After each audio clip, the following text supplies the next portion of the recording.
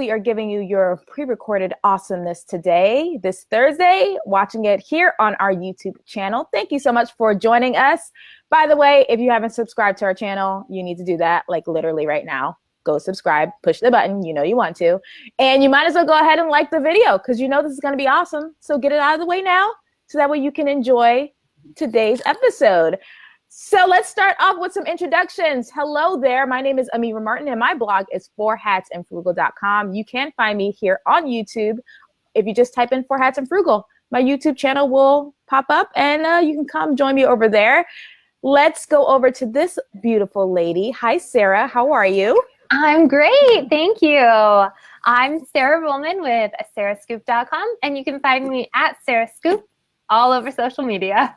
I'm Tessa Smith with mamasgeeky.com and I'm Mamas Geeky everywhere, all over the place. And actually, if you go to the Geekly YouTube, all of our YouTube channels are featured channels, so you can click through and subscribe to all of us that way. I'm Amanda from guide4moms.com or on YouTube. I know this is long, get a pen. Peanut butter jelly time, Amanda Taylor. All right, I know we have to do something about that, shorten it. I'll take suggestions, but for right now, don't forget to subscribe. I need my 1,000 YouTubers to make those YouTube dollars. There's my plug. I mean, how do I follow that? Hi, I'm Tanya Lamb, and I am at LolaLambChops.com, and you can find me all over social media too, at Lola Lamb Chops. Love it. We're all here, you guys. And by the way, if you haven't caught our episodes over on our Facebook page, make sure you do that. We go live on our Facebook page, The Geekly Show, every Tuesday at 1 p.m. Eastern Standard Time. And then you find us here every Thursday at 1 p.m. Eastern Standard Time with a wonderful episode, which is the one that you're watching right now. So make sure that you guys go and follow us over on Facebook as well. And if you haven't checked out our YouTube channel, you probably should. We have some mashups up. We love doing a mashup, the 5 of us. We're very animated and excited about trailer reactions. So you'll get a trailer reaction mashup from us every once in a while. But of course, if you're subscribed, you get notified of that. So again, make sure you subscribe to our channel. And I think we need to go through the things we're going to talk about today. So we have some wonderful segments set up for you guys. We're going to touch on the comic book corner with beautiful Tessa. Then we're going to talk to you guys about Lori Cheek. She was on Shark Tank. So if you're a big Shark Tank fan, our family loves Shark Tank. We watch it every night.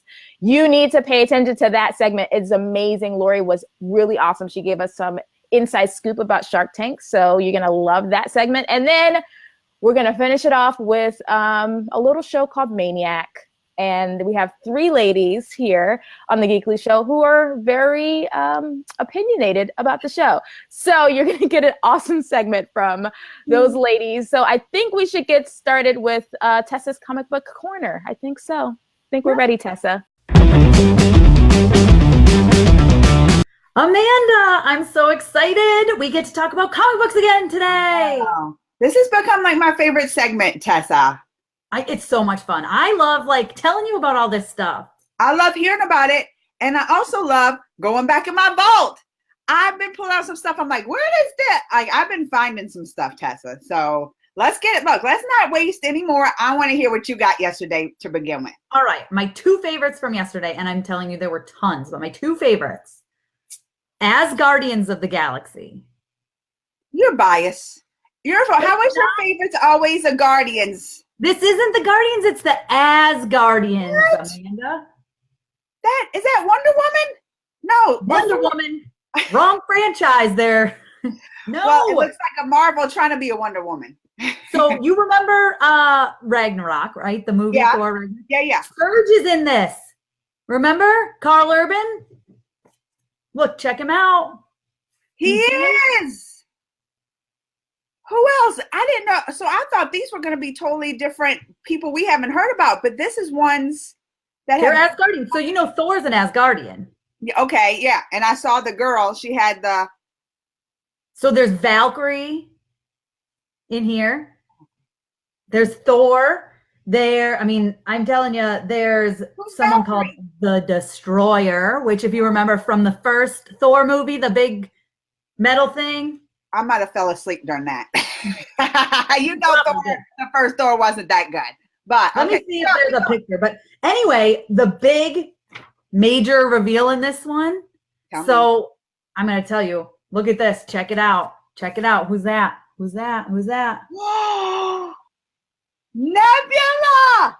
What? Yeah. What is she coming into play for?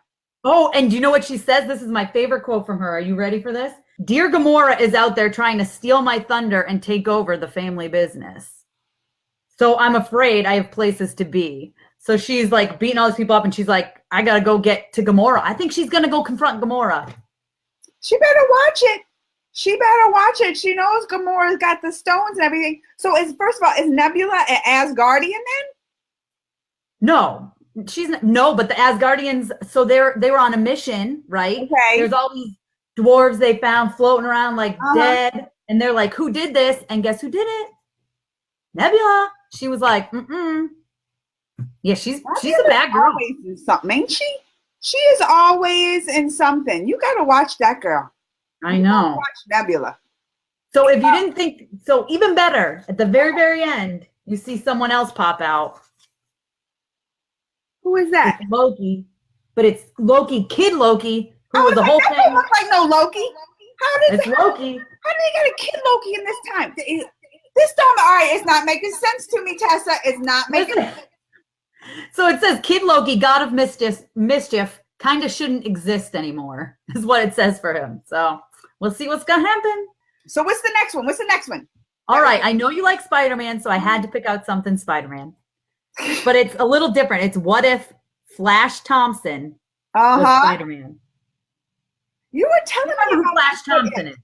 You were telling me about these what ifs. They're fun. So what if the Flash?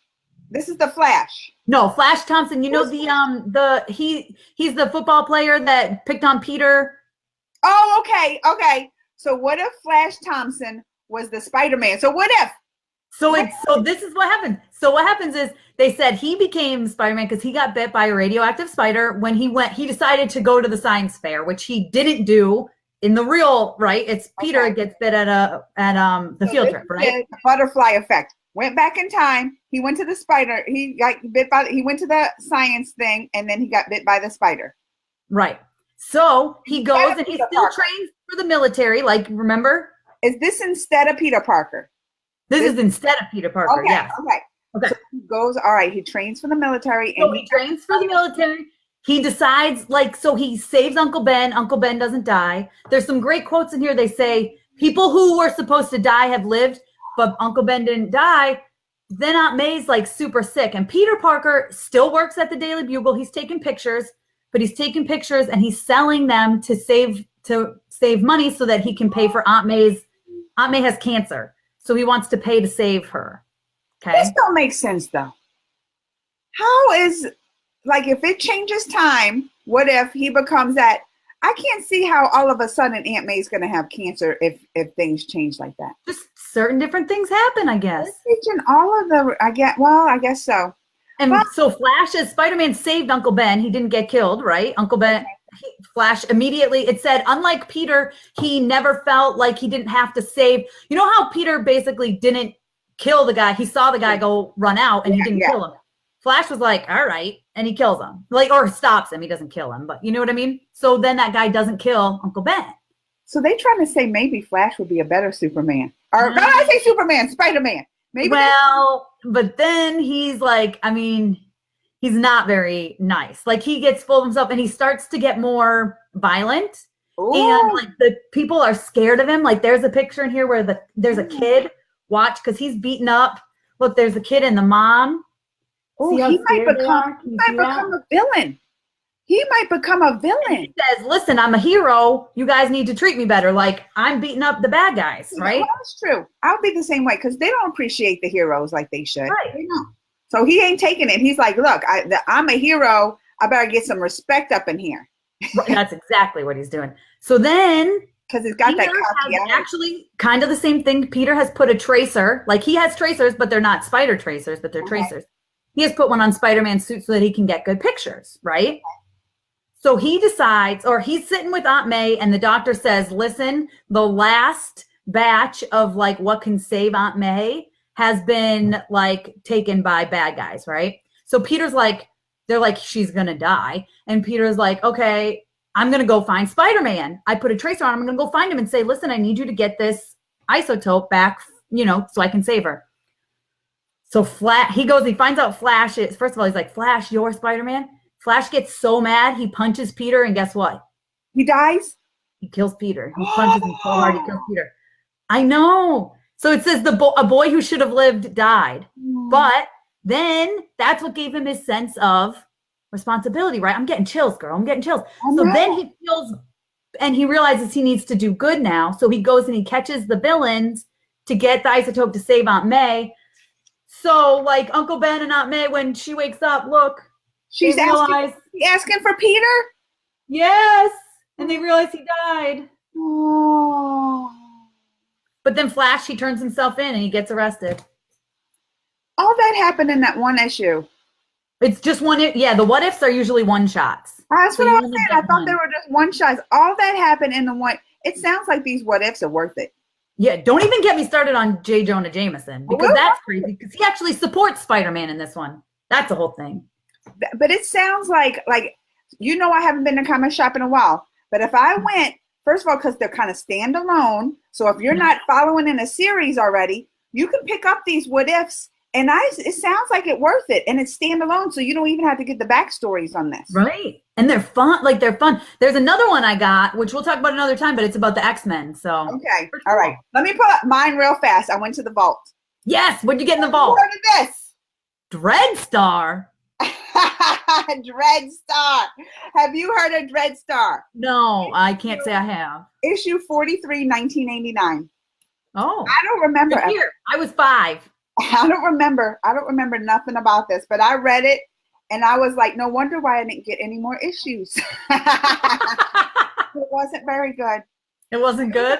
It's about 5 people and they're survivors of a war they didn't want, and they had to escape their planet or their galaxy and find a new one. So they went on this new galaxy, and they're weird. Like, they got a cat face guy. You see him? The cat face guy. They got some giants up in here, and in this issue, they find a baby. They find a baby that came from a. It's like 5 men and a baby, 5 heroes and a baby. You'll see this guy. Look at him. He's carrying the baby around in a baby carrier. That reminds me of The Hangover. So yeah, they were just going around, and this is the shopping mart. They went to the shopping mart. I guess they needed diapers. I don't know why they were in the shopping mart. I guess they needed diapers, but look, can you get a big view of this? Oh yeah. I'll pan across in the shopping mart, buying some baby formula and diapers and all that. But I'm gonna tell you, it wasn't that good. Look, I'll tell you if it's good. Boris the Bear, that was good. That was a good one. This one, I was like, that's why I said it's not a surprise that was all I got, because I'm gonna tell you, I didn't even finish it. That's why I got bored. I might have not finished it the first time I got it, and that was like, oh, that's why I didn't get it anymore, because it wasn't keeping my interest. Even with the baby, Dreadstar wasn't keeping my interest. So we'll see. Like, that's why I said it's like all new to me. Going back in the vaults, there's things I don't remember reading, don't remember even buying. So next week, more from the vault. And can I talk to you if they have a new what if, talk you into getting another one? Yeah. Or we can even talk about the other one that came out this week, next week. True. All right. Because I'm really into these now, Tessa. I am really into these. So there's some of my favorites are the what if stories. Well, next week, be on the watch out. We'll see what Tessa brings to the comics, the comic segment. I'm excited. And we'll see if Amanda can pick out a comic that she wants to finish. That was so good. I always love seeing what comic books you're bringing to the table, Tessa. Of course, you had to represent some Guardians, and then this new what if. I didn't even know about all this. Now, here's a question. What if you get a brilliant idea? Where do you take it? Shantae! You knew where I was going with that. You knew I was going that. And this week, we have an awesome interview with Lori Cheeks, who had the brilliant idea. And she went up on Shark Tank. And, well, look, watch this segment to know what happened. So Amanda and I are here with Lori Cheek, and Lori is an entrepreneur who has been featured on so many things, including Shark Tank. And so today she's going to share with us a little about her experience and what she does, her amazing app. So Lori, if you want to go ahead and just kind of tell us what you do and the process of Shark Tank. So 10 years ago, I had a light bulb moment about taking the world of online dating offline and creating a real way in the real world for people to make connections. And I launched the business in May of 2010, made every possible mistake a new entrepreneur could make, and hit a brick wall, decided I needed some help, whether it be funding or just publicity, which the Shark Tank is apparently worth $8 million, at 8 million ad dollars, because it's 8 minutes on primetime television. So I thought that definitely can't hurt, even if I don't get an investment.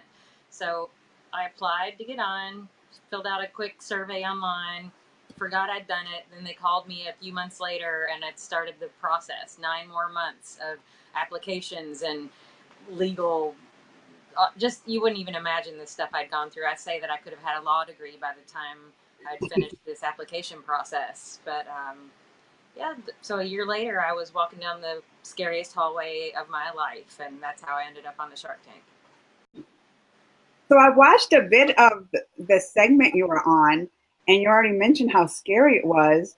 So the guy, when I forget the name of the guy on the Shark Tank, but he was not very nice. He was not very nice. He said something about a rabid dog. Yeah. You know what I'm talking about, Lori. Yeah. You know what I'm talking about. Yes. So how hard was it not to go off on him when they're saying all that stuff, or when they're like knocking down your genius idea that you're proud of? Okay, so, Mark Cuban called me delusional. And you might think that I am delusional for having gone through all of this and believing in my idea so much, but I didn't care what they had to say. And even when Kevin O'Leary started doing this, I knew he was going to tell me one of those That stories. hand thing. I had watched enough episodes of the Shark Tank to know that this is a reality television show. Yeah. And I don't even know if they actually believe what they're saying. I mean, they could easily have producers in their ear saying, okay, tear her to shreds now. Let's go down this way. Yeah. So, I don't know. I wasn't about to quit no matter what kind of cockamamie story he told me. And I even zoned out when he was telling me this story. So I wasn't even listening to it. And then I realized all of a sudden I've got to tune back in because he's like closing this stupid story and I'm going to have to say something. So I didn't even know what that story was. I didn't know anything about a rabid dog until I watched my episode 4 months later.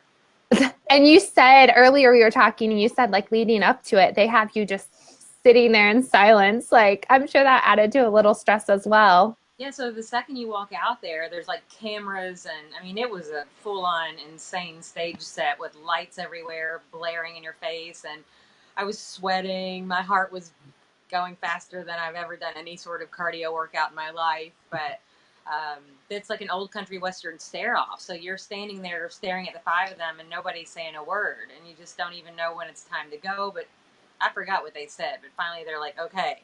And then you do your pitch. And I was even more freaked out than I was when I walked down the hall because we'd had that stare off. After the show, was it worth it? Did your site get huge amount of downloads? And we were prepared with a lot of backup in case, sometimes your site goes down if you get too much traffic. Mm-hmm. So we made it through the East Coast airing, but when it went to the West Coast, I don't know what happened, but our site crashed, which is sort of a high-class problem to have. That many people are trying to find out what you're doing. Mm-hmm. So that's exciting. Yeah, it was. I remember waking up the next morning. I'd had a huge party, way too much to drink when my episode aired. And it was funny because everybody at my party was like, well, because you can't tell anybody what happens until your show airs. Like I had to keep it secret from all my best friends, but everybody kept saying, we know you must have gotten funding if you're having this party. And I was like, well, you'll see. But the next morning I woke up with a huge hangover and I was just like thinking what happened in the night. So I opened my laptop and I must have had 3,000 emails from people all over the world telling me, whatever you do not quit. You're ahead of your time. This idea is amazing. The sharks were out of their mind for not investing in you.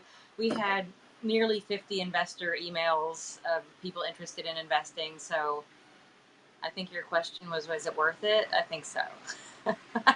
Was there anything that they told you that you really were like, oh, you know what, maybe I'll tweak something to kind of make this really take off as much as I really want to?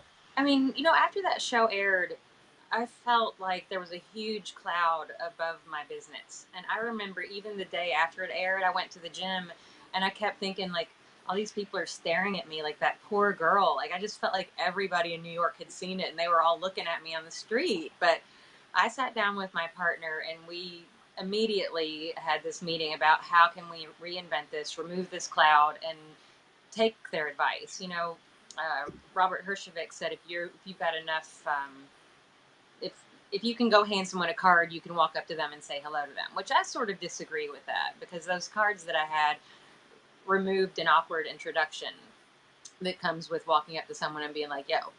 So, and Barbara said I was the right entrepreneur with the wrong idea, and so we tweaked the idea, got rid of the cards, and now we've got a Bluetooth app that helps people meet in person, hopefully before they start this virtual conversation on most apps that leads to nothing, except maybe a pen pal, which nobody wants that. So do you think going on the show helped you? Like, did you take any of their advice, or were you just like, oh, they're like bashing my idea here? Or did you say, okay, like I understand where they're coming from? I really didn't think they gave me that much constructive criticism, but I just knew I was going to have to change something, because this was not going to be the next Match.com. So, you know, I took a little bit of their advice. We put in our own reinvention, and here we are today with loads more users than we ever had with those cards. Even though I still believe in them and I'd like to bring them back one day, here we are right now, though. Now, after all this time being off and the success, I mean, you're still at it. It's successful and everything. If you were to meet one of them on the street, what would you tell them? Come on, Laurie, what would you tell them if you were going to meet? Because I know I would be like, in your face. I'd be Like, look at my views. I'd be like, don't call it a comeback. I've been here for years. I'd be LL Cool J in Kevin O'Leary's face. I'd be happy to do that. Would you be like this, or? Oh, yes. However he does that thing with his hands. It's this. I know it This. well.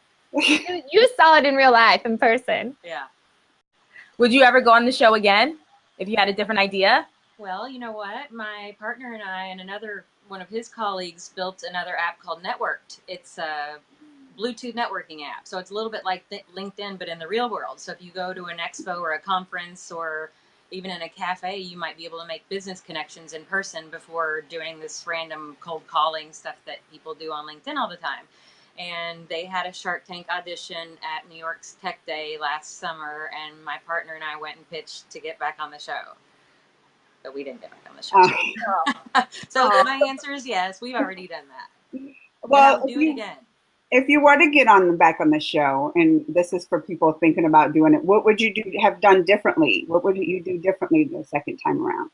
You know, I don't know if it's a conflict for me to have gone back on. So I don't know if anyone's ever done that before. Mm-hmm.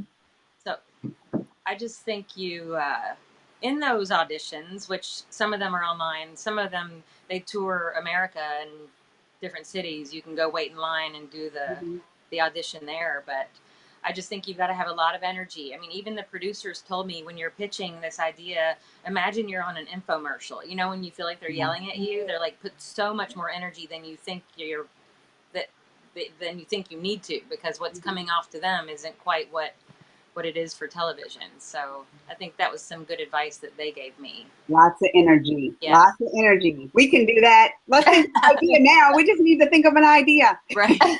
And going off of that, Lori, I know earlier we had talked and you said when you made your tape, like you went all out on that audition tape. So what advice do you have? Like, I know Amanda was asking, like, for people going on the show, but like if you can't go to one of those open calls and do the first impression in real life, what did you do on your tape that you think made you stand out? Well, so I'm sort of a designer at heart, and I really wanted this video to be sort of artistic and look like a real movie. You know, I probably went too far, and they even said that that's not important. Just get your idea on this video, but I mean, we did a production and it took an entire week and we dealt with the lighting and everything. We wanted it to be perfect, but we made it really funny. And I put every ounce of energy I have into this video. And I feel like that's what got me on the show. I can't share the video either. You're not supposed to share your Shark Tank audition video. And I just hate We'd love to see it. I would love to see so good, but I can't show anybody. Oh my God. That's like torture. Yeah, a little bit. Yeah. I spent a lot of money on that video. I looked at your app. Well, I haven't look, I promise, Lori, I promise I'm going to download it, but I looked at it and, well, you said you tweaked it a little bit. How much do you use it? That's what I want to know. How much do you use it? I'm on it every day. Really? Yes. You made some love connections, Lori? I haven't found the right person on my own app yet, but you said it's a really good conversation starter, right? Which is because earlier you mentioned you met a ton of people on it. So if nothing else, that like it's working to make friends, right? Yes, exactly. So, I mean, it doesn't have to be about love. You know, even I say that more people hit on me on LinkedIn than any dating app I've ever been in. So maybe this dating app can be used for friendships too, or business. Who knows? I just think it's a way to meet people in the real world, and I'm excited to help people do that. Do you have any like juicy behind the scenes secrets of any of the sharks or from the set that we don't know? Well, you know, it's real. Like, you don't get a chance to talk to any of them, and you just go out there, do your thing, and then you leave. So you don't get to meet them. I mean, what you see is what you see. And I didn't really get any gossip or anything. Kevin O'Leary's sort of shorter than you would ever imagine. I did see him stand. I don't think Lori and Kevin got along very well. That's all right. You can bash him. I like you. He was the one with the rabid dog comment, right? Yes. Oh, well, he deserves that. Yeah. Now, have you ever, going back to your app, I know I'm so interested in this app. It's the first time I heard about it today, and I was so interested. So going back to the app, have you ever caught people using it? Like, you know, that, or you ever caught them and then you, like, if I would, I'd be like, you know, that's my app. You know, that would sort of be a dream come true. Even when I had those cards years ago, one of my best friends said, I just saw a guy give a cheeked card to a girl on the subway. And I mean, that was just a magical moment for me. I didn't witness it myself, but somebody saw it going down. And yeah, I mean, the day that I see somebody playing around on my app that I haven't been responsible for, or they're sitting next to me, I will freak out. But I think that, you know, but I'll actually know if they're on it because we'd hopefully connect, because we'd be in the same place. So Oh, it's the guy. Do you have any like wise words for maybe there's a woman out there and she has like this really awesome idea and she's kind of stuck on what her first step should be? Do you have any words maybe for her, just like to kind of motivate her to really believe in herself and believe in her idea?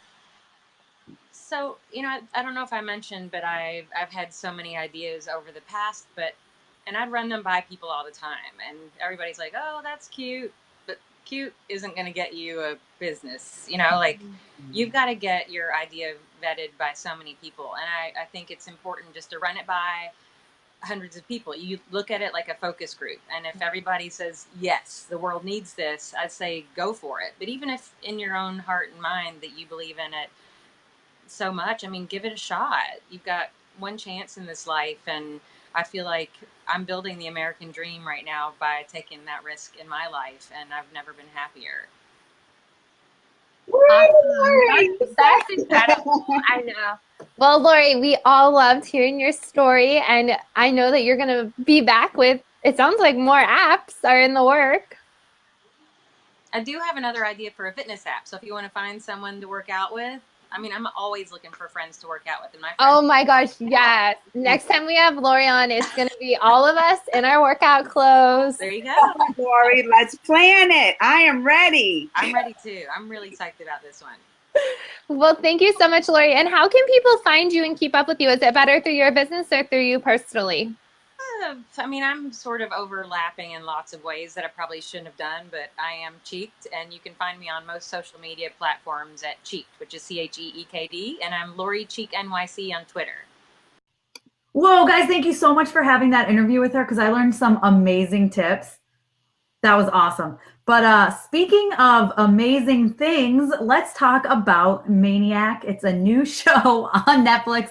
I thought it was amazing. Some of these lovely ladies had different opinions, so let's hash it out. So I just watched Maniac, like binged Maniac on Netflix. I watched it all in 3 days. I couldn't stop watching it. It's got Jonah Hill. It's got Emma Stone. I convinced Amanda to watch it. I said, you need to watch this with me so we can talk about it. And then I asked Tanya to watch it, and I kind of forgot there was a lot of cuss words that started like right away. So I think, Tanya, how far did you make it in this show? I made it through 2 episodes. Well, because I couldn't find much information about it online. You know, I was like Googling stuff and to see because I'm usually a PG-13 or less type of girl.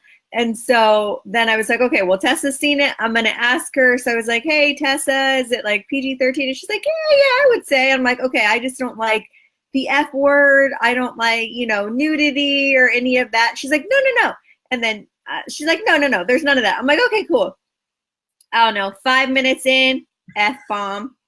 Did you count them, Tanya? Did you count the amount of F-bombs? No, because I lost track. So I'm like, oh, well. And then 5 minutes after that, the old lady F-bomb twice. And I'm like, now they got the elderly saying the F word. I mean, come on. Now she had the elderly even F-bombing. I forgot too. Aside from the F-bombs, then good thing you didn't get to episode 3 because then they started having relations with cartoon characters, number 1. All right. Virtual reality, Amanda. That could happen in real life. Some virtual reality attachments attached to his stuff. No. He said he had a condition. Amanda. Good thing you spared yourself not going into episode 3. Yeah. That's a good thing because you warned me. So I was like, no, I'm done. I'm out. Let's talk about the premises. Because Emma Stone's in this. The premises is like that's completely different word than premise. Oh, is that not the right word? Let's talk about the premise. Let's talk about the premise. Look, all right, what do they call grammar Nazis? Just because I got the wrong word. Let's talk about the premises because I'm gonna keep saying that. The premise. First of all, Emma Stone's in it, right? Yeah. And I love Emma Stone. Jonah Hill, skinny Jonah Hill. Yes. Weird looking Jonah Hill. He's weird looking like Drew Carey is weird looking skinny. Oh, so yeah. He's weird looking skinny Jonah Hill. And I'm not sure how I like because it's a serious role, Jonah Hill. I'm not sure I like serious Jonah Hill. I love serious Jonah Hill. I liked him in Moneyball. Wasn't that a semi-serious role? I liked him in that. I never saw it, but it is. And I think he was nominated for an award. He might have won even for it. So, but he didn't win. Nobody likes serious Jonah Hill. I like serious Jonah Hill. I will tell you, I thought he really impressed me. He did. Like I was believing him though. So he was supposed to be like schizophrenic or something in this, right? So he's seeing things are going on. So I'm talking about the premise here. And I'm trying to figure it out myself what the premise is. So it's them two, and he's got mental problems, and she is hooked on this drug that makes her relive a tragedy in her life. So she had this tragedy. Are we going to give it away? No, we shouldn't give away the tragedy, huh? Should we? I would just say it comes in episode 2, right? At the end of episode 2, I think. Yeah. And it's a pretty traumatic, like, something she feels that she's responsible for and she deserves to relive over and over. I think that's why she keeps taking this drug. She thinks that's what she deserves. She deserves nothing better than to relive this tragedy over and over and over. So she's so hooked on this drug, she goes to these drug trials and tries to sneak into them, right? So is that what happened? Like she was sneaking into these drug trials? Yeah, she threatened that lady. She said she's going to kill her daughter. I'm going to kill your daughter if you don't get me in this drug. Like she was having withdrawals from this drug, right? Yeah, it was Yeah. me, Emma Stone. It was, Oh, yeah, what? she wasn't playing around. No. She wasn't playing around. But I don't even know how Jonah Hill got in this. Is he in the drug trial just because he's got the psychological Oh, remember he got that phone call that was like, you should come here. And then And so he's like, okay. lost his job, and so Oh, maybe he had some free time. I don't know. That's what I didn't understand. he was trying to make some money. Although he's from a wealthy family, but he's just trying to make some money. He doesn't want to ask them. I mean, he doesn't like his family, right? Which, I mean, really, once you get to the end, you can tell why. His family's kind of jerky. They are. They're jerky family. So they get into this drug trial thing, and then he thinks he's like, he sees her and he thinks he's on like some kind of undercover mission, right? He does. He goes along with it because she already snuck in there. So she's like, oh yeah, we're not undercover mission. Just go in there and don't say nothing, right? So but then crazy stuff started happening. They're doing these drug trials and crazy stuff's happening. And that's where it lost me. I was like, now they're Lord of the Rings. Oh, it gets crazier, Tanya. You lucky you got that one yet, because I'm still confused. They all had, everything was a fantasy, right? So if you were paying attention, the Lord of the Rings part, if you remember at the beginning when she's driving with her sister says she likes fantasies, right? That's her favorite genre. And Emma Stone is like, those genres are dumb, basically, right? She's like, whatever. So then in this one fantasy, her and her sister are elves. And she's like, of course it would be fantasy. So it's because of her interaction with her sister, where her sister was saying she liked fantasy. I think it was a subconscious, that's why they were elves type of thing. And she even says she knows that it's really a fantasy. She's like, my brain is making this up. Of course it's a fantasy because you like fantasies. Well, that's what I remember, seeing a trailer or something, and yes, them as elves. And I'm like, how the heck did they get from this point to freaking elves? And I'm like, I did not get it. And where is Orlando Bloom in all of this? If you're going to be elvy, then bring him in. I mean, it would have been the perfect opportunity. Right? Then I would have been hooked on that drug then. I'd be like, put me under. Orlando Bloom, put me under. I would have been hooked on that drug then. But something weird happened in this experiment too. They're doing these drug trials. So something weird happened because they're in their subconscious having all these fantasies, elves, and all these different scenarios. But then Emma Stone's character and Jonah Hill's character start like linking together in the subconscious. And they don't know. And nobody else was. But Nobody it's because else them two. Oh, you know why? the computer was crying. Oh, that's why. It was when something happened. I don't know that it's a huge spoiler, but when something happened, the computer was crying because she was heartbroken over it. Yeah. You see the face was crying, and then a tear came down. And what it did is it stuck there. There was number 1, which is Jonah Hill, and number 9, which was Emma Stone. The tear stuck together their wires. Wow. See, y'all, if you're gonna watch this show, number 1, pay attention to everything, because obviously I didn't pay attention to. So you have to really focus on this show to keep up. Tessa, who would you recommend this show for? People who like weird things. Okay. You have to really like. I mean, it's weird, and some parts, like right in the middle, it gets really weird, and you have to really like weird things. But like, so my husband and I are super into, like, we'll watch pretty much anything.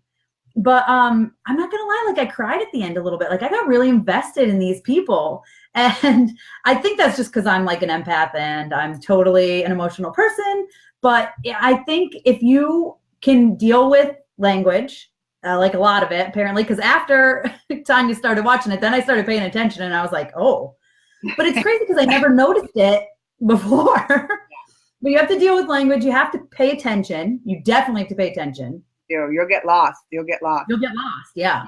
And you have to stick through to the end, because it's really in the final episode that they really bring a lot out for you and really explain it all. I agree. Like in that, but I was still, even after the final episode, were you not still somewhat confused about things? I don't think so, but Brett was watching it. My husband was watching it with me, and we immediately talked about it for like half an hour. So I think that helped talking it through. But I just really, one of my favorite things is we said they have these fantasies. Like one of my favorite things was pointing out the people from their actual life that were always different characters in their fantasies. And it was kind of fun to be like, wait, who's that person? I know that person. Oh yeah, that was this person in here. He was the lawyer here, and he was this person here. So that was kind of fun too. But Yeah. you got to pay attention. Their fantasies did have like the same characters and kind of different roles. I would probably let my girls watch it when they're like 16, 17, but that's because like, I mean, my husband was a sailor, so they hear words already at 5 and 7. So, and I think it would, it depends on the maturity of your child. Yeah, so my kids will never be watching this. And my kids probably already have. I'm just saying. I might need to go ask them what happened. I mean, to be like, what? Well, why don't you clarify their ages? You know, mine are 5 and 7. Yours are a little older. 13 and 10. So that doesn't make it any better.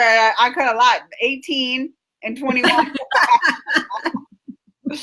But no, for real though, I was confused, like most of it, which made me mad because I was confused. So that was probably the biggest negative for me. But if I would have had someone to talk it out with like you did, I think I would have liked it better. As far as the overall story and everything, the plot I love. Like that, just like the whole plot, and like, and they kind of in the futuristic, like even they had some parts in the future where they went by. Did you see that part with the Statue of Liberty? But they called it something else. Yeah, I know exactly. So the weird part about that whole thing is it seems, so it's supposed to be set in our time, I think, but there's certain things in the future, and then the technology seems like the 80s. Like it's so weird, and it was such a weird combination. But one thing that I thought was kind of cool was the ad buddies. Like if you can't afford to do something, you have to have someone walk around with you reading off ads. I know. And I was like, that's a genius idea. And one thing I want to ask though, do you think there'll be a second season? Here's the thing. I think there could be. I think a lot of people are asking for it. I don't think they should have one. I think it would ruin the first season. I don't know where they would go with it, the way they ended the second one. Whatever they do, even if they do like the evens experience, because you know those were the odds in the trial, even if they do other people, I would rather not see it. I'd rather leave it a standalone and enjoy it for what it is, because I really think they could ruin it with a second season. I agree. I think they'd try to replicate the first season, but they ain't going to be able to hit on that magic. So, I mean, I think it's worth a watch, and I think it's something that would interest a lot of people. So I'm saying I give it a thumbs up. I give it 2. Oh. I mean, it's not for everybody, but I agree. I think there are people who would really like it. And I think there are people who would really not like it. All right. Well, the other girls didn't watch Maniac along with us, but let's check in with them and see what they're up to. Thank you guys so much for watching our latest episode of The Geekly Show. I hope you enjoyed all of our segments today. Leave a comment below and let us know what you want us to talk about next week on our episode here on YouTube, so that way we can add that to our list. We love you guys so much. Again, if you haven't subscribed, make sure you do so. Like the video. And then ladies, all together, stay geekly. Thanks, guys. Have a great one. Bye.